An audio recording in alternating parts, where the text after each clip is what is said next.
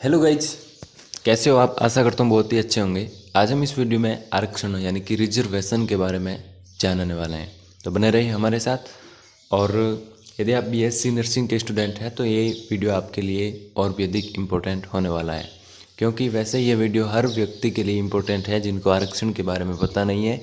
लेकिन BSc nursing जिनकी cut off अभी आई नहीं है, क्योंकि काउंसलिंग होगी उसके बाद में रिजल्ट आएगा, फिर एक्चुअल कट ऑफ है वो पता चलेगी। ठीक है, तो पहले उसके पहले आपको आरक्षण जान लेना मेरे विचार से सही रहेगा, क्योंकि यदि आपको आरक्षण के बारे में पता नहीं है तो फिर आप मतलब आपको कुछ भी पता नहीं है। ठीक है, आरक्षण तो एक नॉर्मल चीज़ है, इसके बारे में आपको पता होना चाहिए। ठीक है, तो इसलिए मैंने ये वीडियो बनाया है। तो चलिए हम शुरू करते हैं। आरक्षण का मतलब है किसी चीज़ को अलग रखना। ठीक है, आरक्षण का मतलब क्या है? कोई भी चीज़ हो उसको क्या क्या रखना, अलग रखना। अब कैसे अलग रखेंगे ये मैं आपको इस वीडियो में बता दूंगा। इसके तहत ओबीसी ओबीसी एससी एसटी को विशेष अधिकार दिया जाता है। किस किस को दिया जाता है भाई?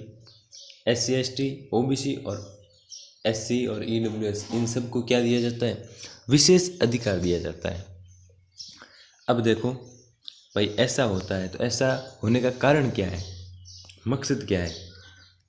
तो मकसद भी आपको बता देंगे अभी। कुछ ना कुछ हर चीज़ का मकसद होता है, तो इनका भी मकसद तो है ही।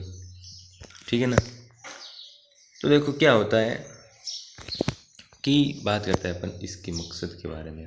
क्या मकसद है भाई, ऐसा जनरल वालों के साथ ऐसा अन्याय क्यों? तो देखो, ऐतिहासिक अन्याय को सुधारना इसका मकसद है। ऐतिहासिक अन्याय कैसे? तो देखो, जो प्राचीन टाइम के अंदर जो क्षत्रिय थे, आपको पता है जो क्षत्रिय ही इस पूरे भारत पर राज किया करते थे।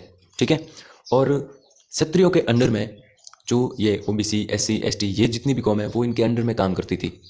ठीक है, और उन जो क्षत्रिय वाले या क्षत्रिय वाला जब राज्य था, राजतंत्र, ठीक है, उसके अंदर जो सैनिक थे वो सब सबसे ऊंची पदवी पर या सबसे ऊंचा पद सैनिक का ही था।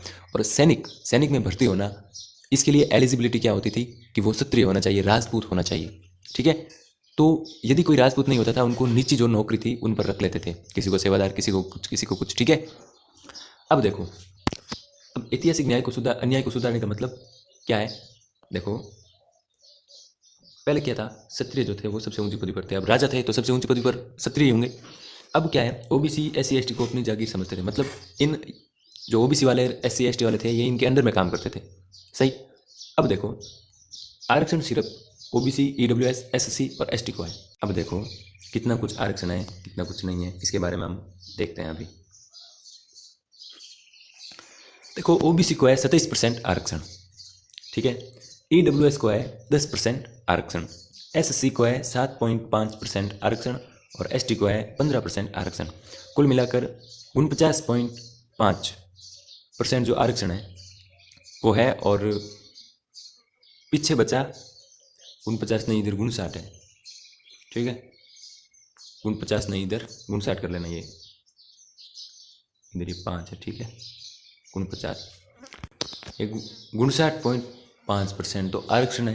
पीछे बचा 40.5%, तो ये आरक्षण नहीं है। तो मतलब इसका मतलब आप सोच रहे होंगे कि ये जितनी भी 40% जो बचा है ये जनरल के लिए है, तो बिल्कुल ऐसा नहीं है। कैसा नहीं है? देखो, अब इनका मतलब समझो आप क्या है। अब देखो क्या है कि जैसे मान लो ये कोई चीज़ है, ठीक है, सही। अब क्या करना है आपको, मान लो ये कोई भी भर्ती है, उसके अंदर कैंडिडेट को लेना है। ठीक है, या आपको ऐसे करना है, ये कुछ सीटें हैं, मतलब कितनी सीटें खाली है उसके अंदर जितनी पॉपुलेशन है उनको लेंगे, कोई भी जॉब हो। ठीक है, कोई भी सरकारी नौकरी हो उसके अंदर जिन सीटों पर कैंडिडेट को लेंगे वो मैं आपको समझा रहा हूँ। ठीक है, अब देखो क्या है कि इनमें से 40% है ना, ये तो अलग ही रख देते हैं। तो ये देखो 40% तो भाई ये अलग मान लो, जो कि वो था, आरक्षण नहीं है। और 27% है वो ओबीसी वाला मान लो इधर, तो ये मान लो 27% ओबीसी वाला है। और 10% 10% EWS वाला, और पीछे बचा 7%, ठीक है, और लगभग 17% ये किसका, इनका जो SC ST वाला ये सभी हो गया, ठीक है। अब मान लो ये किसका है, ST SC EWS OBC और ये बिना, ठीक है। अब देखो क्या करना है, ये जितनी सीटें होगी ना इसके अंदर, ST वाले के अंदर जितनी, मान लो ये 7% है, ये सब ST वाले को ही लेंगे। इतनी सीटें निर्धारित होती है कि भाई 7% सीटें हैं वो ST की भरी जाएगी, 7% में तो ST के कैंडिडेट ही लेंगे, सही। SC का मतलब इतनी जो है, चाहे 17 हो 18 हो, जितने परसेंट ऊपर आपको बताया था, उन सीटों के अंदर SC वाले को ही लेंगे, ठीक है। इसके अंदर ना तो ST को लेंगे और ना ही लेंगे OBC को, ना ही EWS को लेंगे। ये जो 10% है ना, इसके अंदर सिर्फ और सिर्फ EWS को लेंगे। EWS का मतलब इकोनॉमिक वीकर सेक्शन, मतलब आर्थिक रूप से जो पिछड़ा हुआ वर्ग है ना उसको।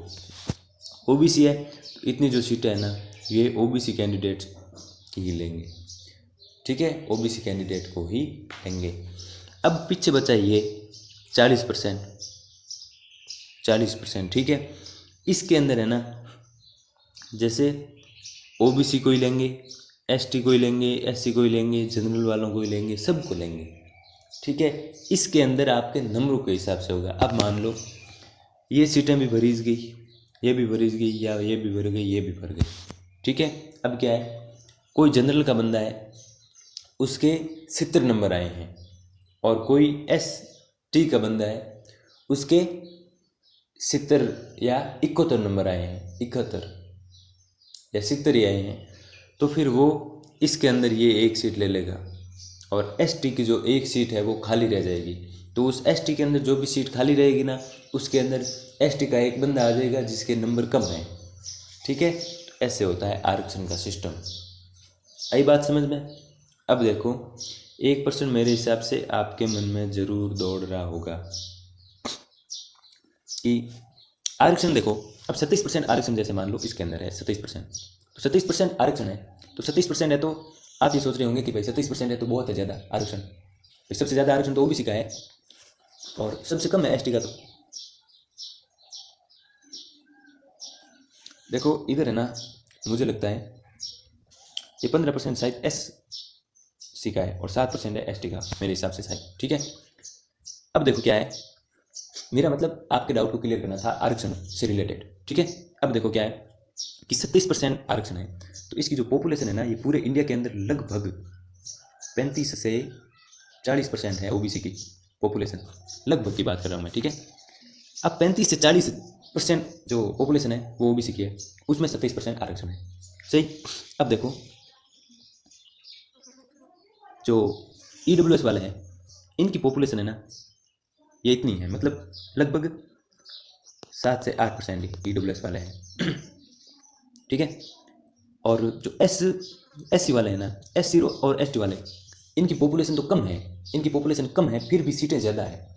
तो मतलब इनका मतलब ये है, सरकार का मतलब या सरकार का मकसद ये है कि जो SC ST वाले हैं ना, इनको सभी लोग क्या है ना अछूत मानते हैं, मतलब नीचा मानते हैं, ठीक है। तो इनको अब नीचा मानते हैं तो फिर गवर्नमेंट जॉब के अंदर ये लग जाएंगे, फिर अपना लेवल बढ़ा लेंगे, उसके बाद में सभी क्या हो जाएंगे, बराबर हो जाएंगे, ठीक है। तो सरकार का मकसद था ये। और एक चीज़ आप हमेशा ध्यान रखना, सरकार कोई भी कदम उठाती है ना बहुत सोच समझ कर उठाती है, ठीक है ना। उसके अंदर कई लोग होते हैं जो उनको सलाह देते हैं, ठीक है। तो सरकार का विरोध करना मतलब सोच समझ कर ही करना चाहिए सरकार का विरोध, तो ठीक है। बाकी मैं क्या कह सकता हूँ, तो ये था हमारा आज का वीडियो।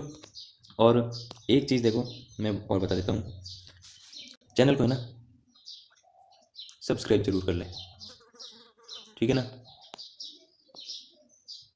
यही स्पेलिंग गलत हो गई, देखो सब्सक्राइब जरूर कर लें चैनल को, ठीक है। और इसी से रिलेटेड कई टॉपिक पर वीडियो है वो आने वाले हैं, कंटेंट अच्छा ही होगा। यदि आप इसके कंटेंट से संतुष्ट नहीं हैं तो आप कमेंट में ज़रूर लिखें, मैं कंटेंट को सुधारने का प्रयास करूँगा, ठीक है। धन्यवाद।